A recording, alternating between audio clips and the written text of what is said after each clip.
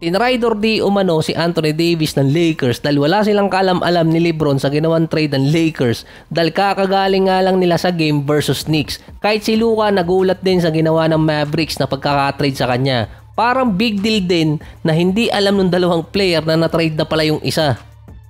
Nag-backfire di umano yung kakadima ni Anthony Davis ng trade para sa isang sentro. Meron kasing nag-advise kay Pelinka na tapusin na yung sakit ng ulo niya sa demand ni Anthony Davis na siya tuloy ang tinrade ni Pelinka. Matagal na kasing sinasabi ni Rob Pelinka at aprobado din ni Jeanie Buss na future na ng Lakers yung gagawin nila sa mga trade ngayong taon at sa mga susunod pa.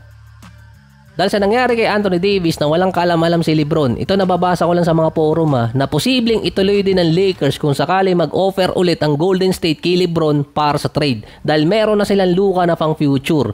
Dati wala rin naman nakakaalam na yung Golden State pala nag-offer na sa Lakers nun.